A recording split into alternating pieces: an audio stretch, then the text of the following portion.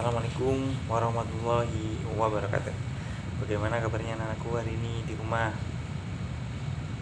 Semoga sehat selalu ya. Alhamdulillah, masih di tengah pandemi, kalian tetap harus semangat untuk belajar dan semangat. Kalau penting ini ya, kalau penting kalian harus rajin beribadah ya, dan berdoa agar wabah ini lekas berlalu ya.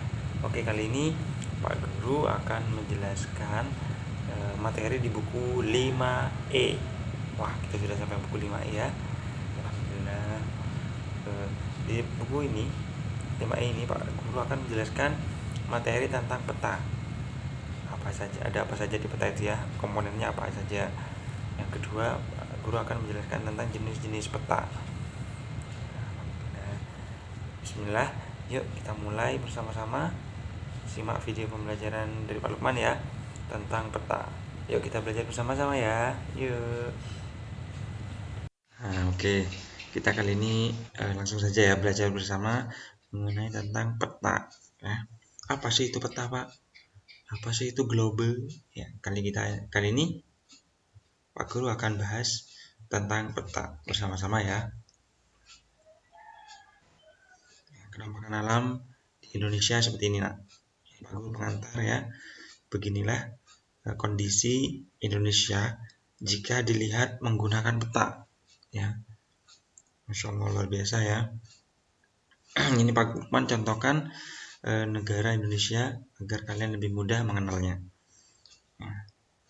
Mudah kita dengan peta itu mudah melihat daerah-daerah, melihat lokasi-lokasi, melihat batasan negara-negara ya. Indonesia itu disebut juga dengan negara maritim dan agraris ya. Kenapa maritim? Apa itu maritim? Sedikit Pak Lukman mengulas pembelajaran yang lalu. Maritim adalah negara yang memiliki perairan yang luas, cukup luas sekali Indonesia ya. Yang kedua disebut dengan agraris karena Indonesia juga selain perairannya yang luas ya, juga Indonesia memiliki lahan pertanian yang juga tidak kalah luas. Masya Allah, luar biasa Indonesia ya, dikaruniai berlimpah ruah ya, sumber daya. Peta itu ya adalah gambaran sebagian atau seluruh permukaan bumi pada bidang datar dengan skala tertentu.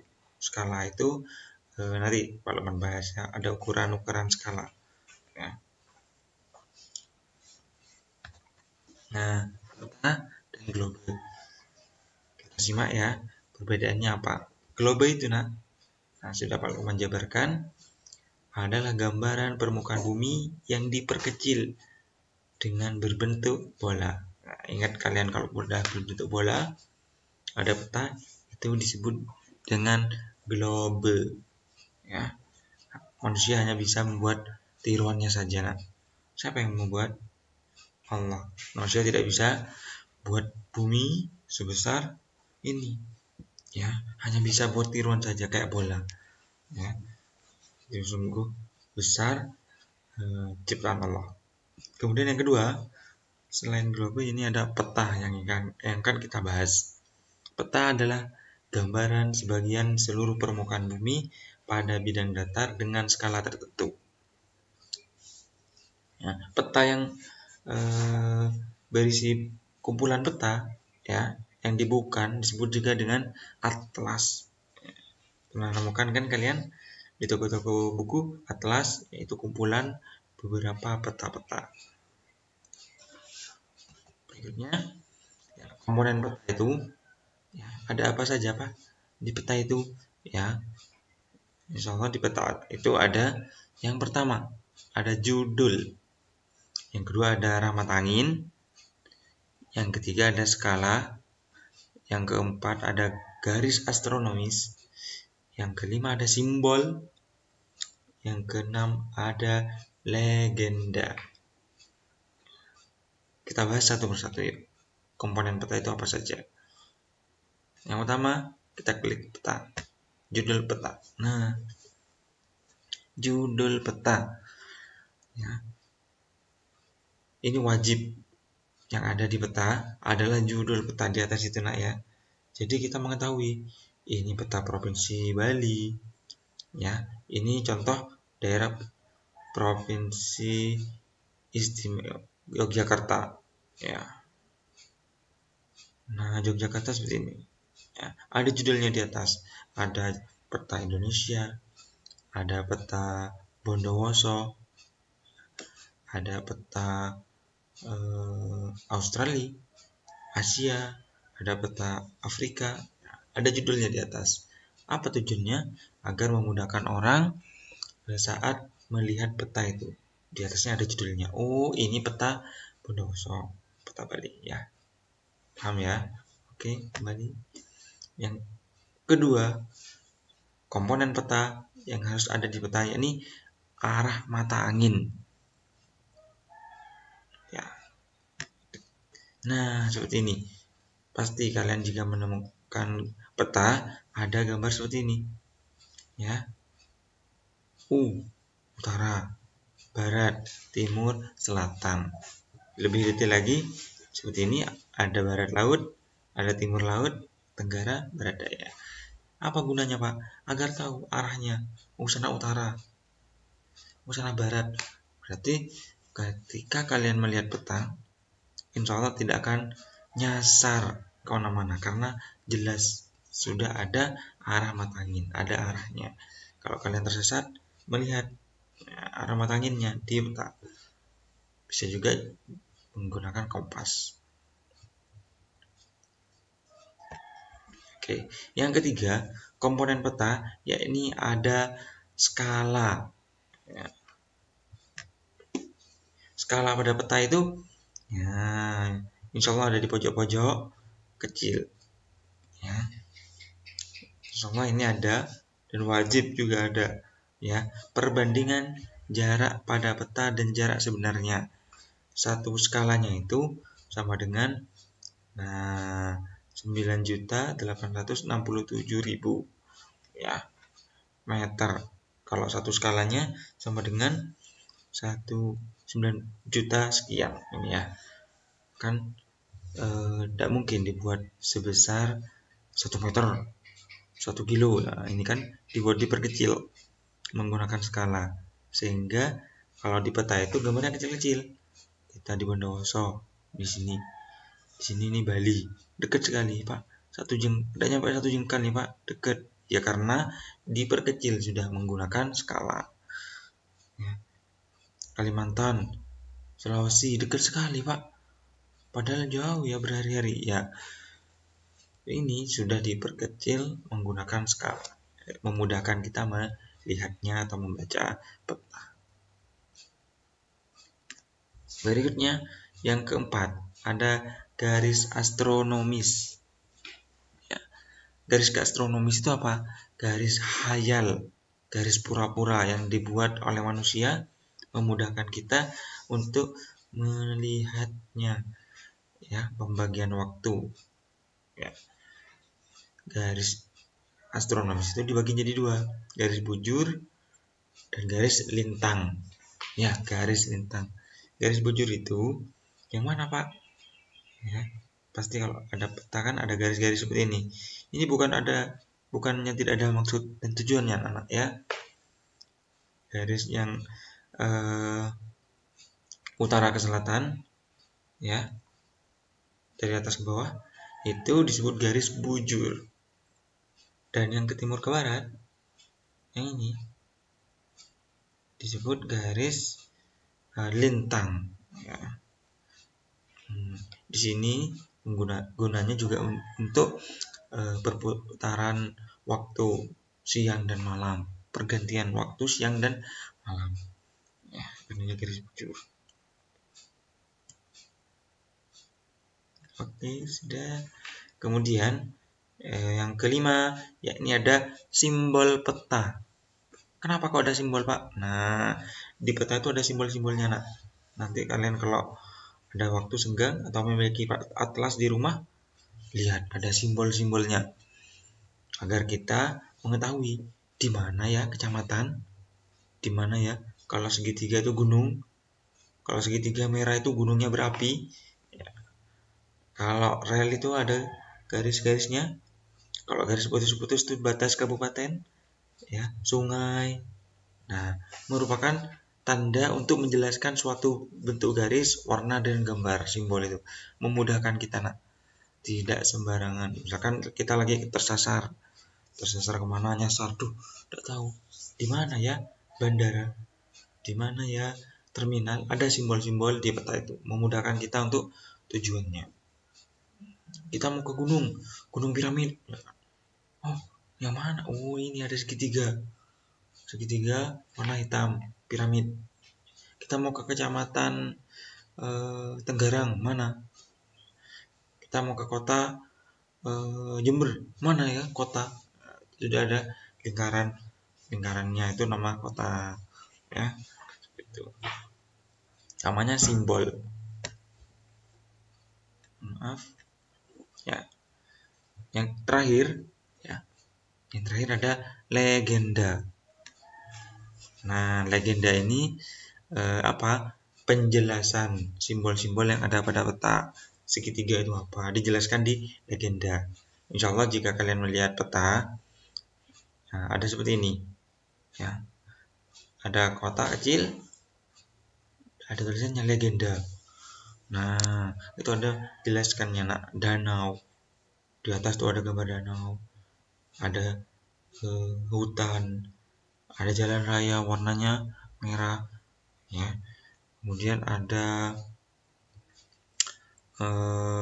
bentuknya kayak jangkar, itu pelabuhan. Ada pesawat, itu namanya bandara udara, ya. Seperti itu, memudahkan kita membaca peta, itu namanya legenda. Oke, paham ya sampai sini ya komponen peta ya? Alhamdulillah sudah paham semua. Nah, berikutnya ini jenis peta. Kita sudah tahu kan peta nih komponennya. Kemudian kita lihat jenis-jenisnya. Tidak hanya satu macam peta itu ya. Ada peta yang pertama. Insya Allah Pak Lukman sudah merangkumnya. Di sini ada 4. Yang pertama, ada peta persebaran flora dan fauna. Apa flora fauna? Ya, betul. Tanaman dan tumbuhan. Ya. Menggambarkan berbagai jenis hewan dan tumbuhan di suatu wilayah. Itu gunanya peta flora fauna, anak, ya. Mengetahui persebaran di mana ya orangutan, di mana anoa, di mana beruang madu, di mana komodo. Kita melihat pada peta ini. Nah, di sini sudah detail, ya, sudah lengkap sama tempatnya itu di mana. Cendrawasih di mana. Kalau mau melihat badak Jawa itu di mana? Badak Jawa itu di mana ya? Apa di Sulawesi? Nah, sudah jelas. Maaf, bukan harimau Jawa. Ya, harimau Jawa, badak. Nah, ada banteng, ada tempat lokasinya. Begitu juga dengan fauna, flora dan faunanya, ya, tanaman-tanamannya, di mana bisa menemukan bunga Rafflesia arnoldii, ada bunga anggrek yang banyak itu di daerah mana. Nah, ada seperti ini, sudah lengkap persebaran flora dan fauna di Indonesia. Ya, Kamuru di mana, ya. Yang kedua, yang pertama tentang flora dan fauna, yang kedua jenis peta curah hujan, ya, menggambarkan persebaran curah hujan dan besarnya curah hujan di suatu wilayah tertentu, ya, biar mengetahui di mana ya curah hujan yang tinggi kali ini, di mana curah hujan yang gerimis biasa saja, sedang, ya. Ini lalui badan resmi BMKG, Badan Meteorologi, Klimatologi dan Geofisika, ya, yang memprediksi dan melihat curah hujan, ya. Tidak mengetahui secara pasti sih, tapi ini hanya prediksi saja. Yang mengatur tetap Allah Subhanahu wa Ta'ala, ya, bukan BMKG yang mengatur hujan, bukan, tapi Allah. BMKG hanya memprediksi kira-kira di Tenggarang hari ini sampai sore gerimis, ya. Di Probolinggo hari ini akan hujan deras, itu prediksi saja. Kadang cerah, kadang tidak hujan, biasa. karena yang mengatur adalah Allah Subhanahu wa taala. Yang kedua ya, ini peta curah hujan. Yang ketiga ya, ini peta apa? Peta wisata. Nah, ini paling ditunggu-tunggu kan sama kalian mesti. Misalkan lagi pergi ke Yogyakarta, lihat di Yogyakarta petanya di mana daerah wisata. Lagi ke Medan, di mana daerah wisata. Ya, Pak Lukman sudah memberikan contoh. Ini ada destinasi wisata kota Bondowoso, kota Medan, dan kota Klaten, Kabupaten Klaten. Ya, ini Bondowoso contohnya anak-anak. Ya, di sini ada Desa Blimbing. Ada apa saja di sana? Ya, ada Gunung Raung, ada Kawah Ijen. Kita wilayah Bondowoso wisatanya. Ya, Kota Medan, Kota Klaten. Ya, seperti ini. Tetap ada apa ini nak? Ada mata angin, memudahkan kita mencari objek wisata, tempat-tempat wisata. Oke, yang terakhir yakni peta sumber daya alam. Ya,